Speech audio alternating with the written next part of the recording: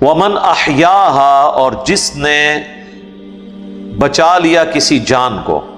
یہاں پہ مسلمان کی بات نہیں ہو رہی، جان کی، کسی بھی انسان کی جان. فَكَأَنَّمَا أَحْيَا النَّاسَ جَمِيعًا، تو گویا اس نے پوری کی پوری انسانیت کو بچا لیا. ظاہر ہے جناب پوری انسانیت ہی بچ گئی نا ایک انسان کو بچانے سے، اس کی پوری نسل بچ گئی. دوسرا ایک ٹرینڈ آپ نے سیٹ کیا کہ انسان کی جان کی قدر ہے. اسی لیے سورہ البقرہ میں وَلَكُمْ فِي الْقِصَاصِ حَيَاةٌ يَا أُولِي الْأَلْبَابِ، اے عقل مندو قصاص میں انسانیت کی زندگی چھپی ہوئی ہے. یعنی قتل کے بدلے قتل کرواؤ. یعنی لواحقین کو یہ اجازت تو دی گئی کہ وہ مقتول کے ورثاء کی حیثیت سے قاتل کو معاف کر سکتے ہیں، لیکن اسے ڈسکریج کیا گیا اور کہا گیا کہ قصاص میں انسانیت کی زندگی ہے. قتل کے معاملے میں معافی کی روش نہیں ہونی چاہیے. باقی گناہوں میں آیا کہ ٹھیک ہے کسی نے آپ کا حق مار لیا، آپ اسے معاف کر دیں، اللہ بدلہ دے گا. قتل کے بارے میں کہا نہیں چھوڑا. اور اللہ تعالیٰ ہمارا جس نے ایک انسان کو بچایا اس نے پوری انسانیت کو بچا لیا. یہ وہ آیت کا ٹکڑا ہے جو آپ کے ہاسپٹلز کے باہر لکھا ہوتا ہے. اور ڈاکٹرز اپنے آپ کہتے ہیں ہم مسیحا ہیں، چور اور ٹھگ تے ڈاکو ہو تسی الا ماشاء اللہ. ڈاکٹرز کہتے ہیں جناب انجینئر صاحب چونکہ انجینئر ہیں اس لیے شاید ہم سے جیلسی رکھتے ہیں. ایسا نہیں ہے میرے بھائی. آپ اپنے طبقے کے شریف ڈاکٹروں سے پوچھ لیں جو کچھ ہم ڈاکٹروں کے بارے میں کہتے ہیں، کیا ایسا نہیں ہے؟ کیا اکثریت ایسی نہیں ہے؟ کیا آپ لوگ اپنے وہ جعلی عمرے اور دوسرے ملکوں کے وزٹس کی خاطر 100 روپے کی دوائی ہزاروں روپے میں نہیں لکھ دیتے اسی فارمولے میں مہنگی کمپنیوں کی، صرف اس لیے کہ وہ کمپنیاں آپ کو کھلاتی ہیں؟ جو یہ ہمارا سسٹم چل رہا ہے میڈیکل ریپ والا، کیا آپ یہ لوگ نہیں کرتے؟ حرام کے پیسوں پہ عمرے کرنے گئے ہوئے ہوتے ہیں. اور یہ گفٹ ہے، گفٹ ضرور لیں لیکن آپ فارمولا لکھ کے دیں، دوائی نہ لکھ کے دیں. جس طرح باہر کے ملکوں میں ہوتا ہے ڈاکٹر تو دوائی نہیں لکھتا، وہ صرف سمٹمز بتاتا ہے، پھر فارماسسٹ جو ہے نا وہ لکھتا ہے کہ ہاں جی اس کو یہ سالٹ چاہیے، یہ ٹھیک ہو جائے گا. اور یہ آپ ڈاکٹرز کے پاس، اگر آپ ڈاکٹرز آپ کو دوائی مہنگی لکھ بھی دیں نا پریشان نہ ہوا کریں، سیدھا ہے میڈیکل سٹور پہ، ان کے پاس ایک بک پڑی ہوئی ہوتی ہے، اس دوائی کا سالٹ ان کو بتائیں کون سا ہے. آپ عام آدمی بھی جو تھوڑی سی انگریزی پڑھ سکتا ہے وہ سالٹ میچ کرے، آپ کو 20 دوائی مل جائے گی. آپ حیران ہوں گے کہ 400 روپے کا کیپسول آپ کو 10 روپے میں مل جائے گا اسی سالٹ کے اندر. وہ 400 روپیہ اپنے برانڈ کا لے رہا ہوگا کیونکہ اس نے 400 میں سے 300 روپیہ ڈاکٹر کو یا 200 روپیہ کھایا ہوگا، 100 روپیہ اپنی جیب میں ڈالا ہوگا، اس لیے وہ 400 قیمت ہوگی. چند ایک دوائیاں کریٹیکل ہو سکتی ہیں جو مہنگی کمپنیوں کی ضروری ہیں، ادروائز ہو سکتا ہے یہاں پہ کسی حافظہ اللہ کسی دامن برکاتہم عالیہ نے نہ بنائی ہو، الٹا کھانے الٹا ہی ہوتا ہے تو کوئی ریئیکشن ہو جائے، یہ بھی چانس ہوتے ہیں، اس لیے بھی لوگ مہنگی دوائیں لیتے ہیں. اور بعض لوگ جب تک مہنگی دوائی نہ ہو ان کو آرام بھی نہیں آتا کیونکہ نفسیاتی طور پہ وہ مانتے ہی نہیں کہ یہ دوائی ہے، یہ بھی ہو جاتا ہے. تو یہ ڈاکٹرز کیا کر رہے ہوتے ہیں؟ مشورہ فیس 1000 روپیہ 5000 روپیہ 10,000 روپیہ مشورے کا. ہم نے تو ایسے بھی لوگ دیکھے ہیں جو 50 روپے فیس لیتے ہیں، ان کے پاس سینکڑوں لوگ روزانہ آتے ہیں. بھائی وہ بھی تو کھا ہی رہے ہیں. یہی وجہ آپ دیکھیں یہ کروڑوں کماتے ہیں، ان کی اولادیں ان کو کتے کی طرح ٹریٹ کرتی ہیں، ان کی تعفن زدہ لاشیں چھوڑ کے وہ چلی جاتی ہیں، ان مرے ہوں کے وہ انگوٹھے لگواتے ہیں اور ان سے ہتھیار، کیونکہ حرام کے پیسے پہ انہوں نے ان کو پرورش کی بھی ہوتی ہے نجائز لوگوں کے ساتھ.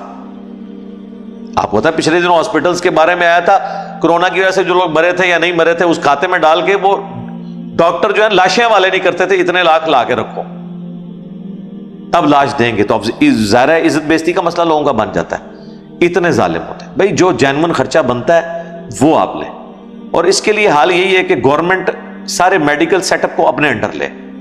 اگر یہ پرائیویٹ ہاسپٹلز کے اوپر پرائیویٹ ڈاکٹرز کے اوپر چھوڑ دیں گے تو وہ تو آپ کی چمڑی اتاریں گے. وہ تو ایسے ظالم ہے کہ وہ پریکٹس تو کرتے ہیں سرکاری ہاسپٹلز میں لیکن شام کو مریضوں کو اپنے کلینک پہ بلا لیتے ہیں، حالانکہ انہیں پتہ ہے کہ کوئی اتنا بڑا مسئلہ نہیں ہے، اور دنیا جان کا ٹیسٹ لکھ کے دے دیتے ہیں، تجربے کرتے ہیں، دوائیاں ایسی ایسی لکھ کے دیتے ہیں ان کو کہ تاکہ پہلے ان کا معدہ خراب ہو پھر معدے کی دوائیاں ان کو دیں. تکلیف پتے کی ہوتی ہے، دوائی معدے کی لکھ دیتے ہیں، اور وہ 10-10 سال کھلاتے رہتے ہیں. پتا تو پھر اینڈ پہ پتا بھی نکلتا ہے, میدا بھی فارغ ہو جاتا ہے, اور ڈائلسس پہ بھی بندہ چلا جاتا ہے. یہ تو مطلب ہمارے سامنے کئی کیسز ہیں. مجھ سے تو کوئی بھی میڈیکل ایشو ڈسکس کرے تو میں اس کے سامنے رکھتا ہوں, بھائی یہ بھی ہو جاتا ہے, اس میں یہ بھی ہو جاتا ہے, یہ بھی ہو جاتا ہے. جن جن تجربوں سے کم از کم ہم گزر کے یعنی میچور ہوئے ہیں, کم از کم تمہیں تو ان تکلیفوں سے نہ گزرنا پڑے. اور یہ آیت بات لکھی ہوتی ہے, جس نے ایک جان کو بچایا اس نے انسانیت کو بچا لیا, اور بچانے کے لیے کوئی نہیں بیٹھا ہوتا. وہ ایک جان جو بچا رہے ہوتے ہیں وہ اپنی جان بچا رہے ہوتے ہیں, یعنی آپ سے پیسے ہتھیا کے, اور عوام پہ ظلم کر رہے ہوتے ہیں. لیکن اگر آپ جناب گوروں کے ملکوں میں چلے جائیں جناب, وہاں آپ کو انسانیت کی قدر, جانوروں کی قدر بھی نظر آئے گی. واقعی وہ لوگ تن من دھن لگا دیتے ہیں بندوں کو بچانے کے لیے. ادھر کیا کچھ نہیں کرتے ہیں, آئے دن تو یہ تولیے پیڑ میں بھول جاتے ہیں, کینچیاں تک بھول جاتے ہیں. یعنی 2 یا 3 کینچیاں لے کے گئے ہیں, وہ بھی ریٹریو کرنا بھول جاتے ہیں. ان میں سے بھی ایک پیٹ میں سے نکلتی ہے, آپریشن خراب ہو جاتا ہے. مجھے میرے آفس کے کلیگ بتانے لگے, ان کی جو وائف ہے وہ گائنی کی ڈاکٹر, خوف خدا رکھنے والے ہیں. وہ کہنے لگے کہ مجھے وائف نے بتایا کہ کئی دفعہ لیڈی ڈاکٹرز نے کبھی کسی فنکشن میں جانا ہوتا ہے اور کوئی ڈلیوری کا کیس آتا ہے, وہ نارمل ہوتا ہے, لیکن وہ اس میں ظاہر آپ کو محنت کرنی پڑتی ہے, وہ ظاہر پینز آتی ہیں, پھر 7-8 گھنٹے بھی بعض اوقات لگ جاتے ہیں. اب انہوں نے تو میم صاحبہ نے شام کو تیار ہو کے جانا ہے ایک بے پردہ فنکشن کے اندر,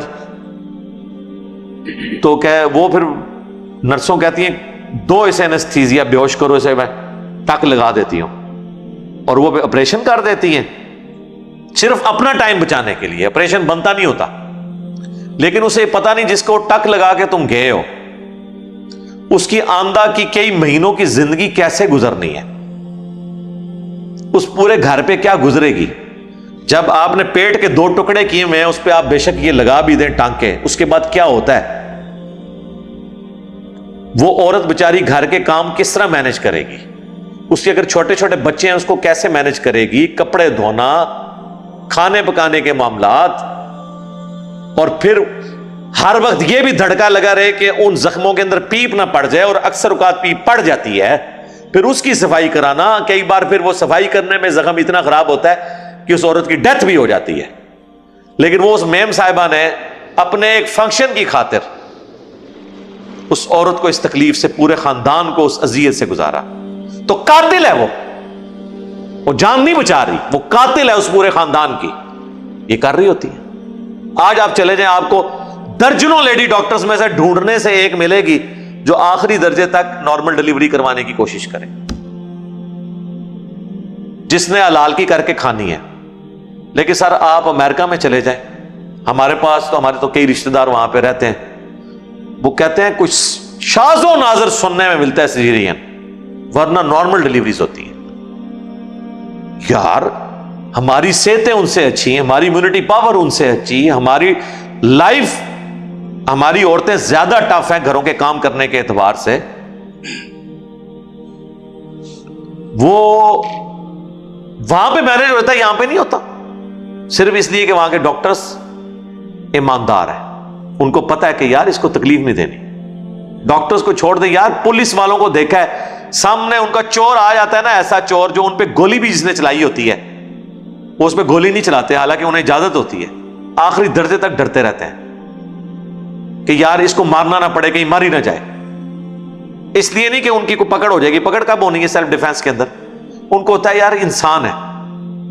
آپ ذرا نیٹ جیو کے اوپر کبھی واقعات یہ دیکھیں, وہ پولیس آفیسرز اپنے واقعات سناتے ہوئے خود رو پڑتے ہیں. بندہ مرا نہیں ہوتا, وہ یہ بتاتے ہوئے رو پڑتے ہیں کہ وہ آ گیا تھا میرے اس کے نیچے, میں مار سکتا تھا اسے لیکن میں نے نہیں مارا. اتنے رقیق القلب. یہاں پہ جناب ایسے ظالم ہیں, روزانہ موتیں ڈاکٹر دیکھتے ہیں, لیکن آپ دیکھ لیں کہ ان کو فرق نہیں پڑتا, پھر آ کے ذبح کرتے ہیں, اپنی سامنے ڈیتھس دیکھ رہے ہوتے ہیں, اور انہی ہاسپٹلز کے اندر وہ نرسوں کے ساتھ باقی جو کوئی غریب عورتیں آ جائیں ان کے ساتھ اپنے افیئر چلا رہے ہوتے ہیں. انسان موت کو اتنے قریب سے دیکھے تو انسان کو تو حیا آ جانی چاہیے, اور آتی ہے. میں نے خصوصاً فوج کے اندر تو بہت لوگوں کو دیکھا ہے جو بارڈروں پہ گئے ہیں نا, پکے مسلمان ہو کے واپس آئے ہیں. جتنے لوگ پھر بارڈروں پہ جاتے ہیں نا, پہلے تو بڑے وہ ڈیشی قسم کے ہوتے ہیں، لیکن جو وہ وقت اپنا گزارتے ہیں، داڑھی آ جائے گی، شرافت آ جائے گی، متانت آ جائے گی، موت کو قریب سے دیکھتے ہیں.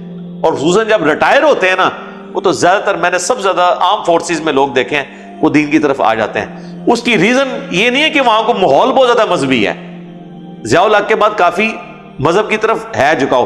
اصل چیز ہے موت جب آپ قریب سے دیکھ لیتے ہیں نا، تو مسلمان جب موت کو قریب سے دیکھتا ہے نا تو کسی بھی وقت وہ ٹریگر ہو جاتا ہے اور آخرت کے ساتھ اورینٹڈ ہو جاتا ہے. لیکن مجھے ڈاکٹروں پہ آتا ہے کہ یار تم تو روزانہ لاشیں دیکھتے ہو، تمہیں کوئی خوف خدا نہیں آتا. اور آیتیں تم لوگوں نے باہر یہ لکھ کے لگائی ہوئی ہیں، وَمَنْ أَحْيَاهَا فَكَأَنَّمَا أَحْيَا النَّاسَ جَمِيعًا، جس نے ایک انسان کو بچایا اس نے پوری انسانیت کو بچا لیا. اور جب کوئی ان کو سمجھاتا ہے کہتے ہیں نہیں دیکھیں نہیں ہمیں ٹارگٹ کر لیا انہوں نے. اگر آپ ایسا کرتے ہیں اور آپ کو کوئی سمجھا رہا ہے تو وہ آپ کے ساتھ خیر خواہی کر رہا ہے. خدا کے لیے آپ کے اوپر بھی یہ برا وقت آ سکتا ہے. اور کئی ڈاکٹرز کی آپ کو سٹوریاں پتہ چلی ہیں نا، ان کے اپنے بچے ایکسیڈنٹ میں، زندگی موت کی کشمکش میں ہے، اور جناب پبلک اٹھا کے لائی ہے. انہوں نے کہا جی پہلے پیسے لا کے رکھو پھر علاج کریں گے. انہوں نے کہا اب یہ پتہ ہی نہیں ہے کون بندہ ہے. انہوں نے ان بچوں کو دیکھنا بھی گوارا نہیں کیا کہ دیکھ لیں ہمارا بچہ ہی نہ ہو، اور بچے مر گئے اور پوری زندگی پھر وہ ڈاکٹر پاگل ہو گئے. ان کو سزا ملی نا، حالانکہ ان کے پاس اتنا پیسہ ہے کہ یہ کسی غریب آدمی کا مفت بھی علاج کر سکتے ہیں. کئی ڈاکٹرز ہیں ابھی بھی دیکھیں، وہ ان کے پاس آپ مریض لے جائیں وہ کہتے ہیں یار پیسے بعد میں دیکھیں گے، ابھی فی الحال اس کا علاج کرنا ہے ہم نے. اور پھر وہ بعد میں کہتے ہیں نہیں ہے یار ٹھیک ہے ہم زکوٰۃ فنڈ میں سے اسے ایڈجسٹ کر دیں گے. لیکن یہ نہیں ہے کہ ظلم کریں. آپ شوکت خانم میں چلے جائیں، کروڑوں روپے کا علاج لوگوں کا مفت ہو رہا ہوتا ہے، کوئی کسی کی سفارش نہیں ہے، بس آپ ڈیزرونگ ہیں جائیں، آپ کو وہ ہینڈل کریں گے. خوف خدا رکھنے والے بھی لوگ موجود ہیں جو واقعی اس کا یعنی عملی نمونہ ہے کہ جس نے ایک جان کو بچایا گویا اس نے پوری انسانیت کو بچا لیا. پیغمبروں کا بھی کام سمجھانا ہے اور پیغمبروں کی دعوت آگے لے کے چلنے والوں کا کام بھی سمجھانا ہے. اور آپ دیکھیں کوئی شخص آپ کی آخرت کی فکر کر رہا ہے اور پیسے نہیں آپ سے لے رہا، اور اربوں سال کی زندگی آپ کی مینج کر رہا ہے. دنیا میں چند سالوں کا چند ٹکوں کا آپ کو کوئی نفع پہنچا دے، آپ پوری زندگی یاد رکھتے ہیں، چاہے اس کا احسان مانے یا نہ مانے، دل میں تو ہوتا ہے اس نے میرے ساتھ نیکی کی تھی. اور جو آپ کے ساتھ اربوں سال کی ہمیشہ کی زندگی کی نیکی کرے، آپ کہیں یہ دیکھیں نہیں ہمیں تو ٹارگٹ کیا ہوا اس نے، ہمیں ٹانٹ کر رہا ہے. اللہ کا شکر ادا کریں کہ آپ کو کوئی سمجھا رہا ہے آپ کی خاطر، اس میں اس کا اپنا کوئی فائدہ نہیں ہے، آپ کا فائدہ ہے. اس کا تو فائدہ بولنے پہ ہی ہو گیا. جو ڈاکٹر اسرار صاحب فرماتے تھے نا کہ جو کسی کو ہدایت کی طرف بلائے اسے ہدایت ملے یا نہ ملے اس کی اپنی ہدایت ہو گئی. کیونکہ وہ کامیابی کی جو 4 شرائط ہیں ان میں سے جو آخری 2 مشکل شرطیں جڑیاں میں ہی پوریاں کرنیاں نے، ٹھیک ہے، پہلی 2 تے سارے نے پوریاں کرنیاں نے. الا الذین آمنوا وعملوا الصالحات، جو ایمان لے آئے نیک اعمال کریں. جی سارے خوش نے، اگے کام ٹورو وتواصوا بالحق. کسی کو غلط ٹریک پہ دیکھو اسے بتاؤ کہ سچ یہ ہے، تو غلط ٹریک پہ، اور اس کے بعد پھینٹی کا انتظار کرو. وتواصوا بالصبر، پھر اس پہ کرو صبر. جی پھینٹی تو بعد صبر. 4 شرائط ہیں انسانیت کی کامیابی کی. پہلی 2 بہت آسان، دوسری 2 اتنی مشکل کہ بہتر انہوں نے ذکر ہی کرنا چھوڑ دو. لوگ پہلی 2 ہی ذکر کرتے رہتے ہیں، میٹھی باتیں کریں. ٹھیک ہے جی میٹھی نیند سو گئے، میٹھی باتیں کر کے امت ہی پوری سلا دی. اٹھتی نہیں امت، جو مرضی کر لو، الا یہ کہ اللہ تعالیٰ کوئی غیبی معاملہ کر دے. اللہ تعالیٰ سے دعا جو حق بات میں نے کہی اللہ تعالیٰ ہمارے دلوں میں راسخ فرمائے. اگر جذبات میں میرے منہ سے کوئی غلط بات نکل گئی اللہ تعالیٰ ہمارے دلوں سے محو کر دے، اسے دھو بھی ڈالے. ہمیں کتاب و سنت کی تعلیمات پر عمل کر کے دوسرے بھائیوں تک پہنچانے کی توفیق عطا فرمائے. سبحانک اللہم و بحمدک، اشہد ان لا الہ الا انت، استغفرک و اتوب الیک، وما علینا الا البلاغ المبین. جزاکم اللہ خیرا.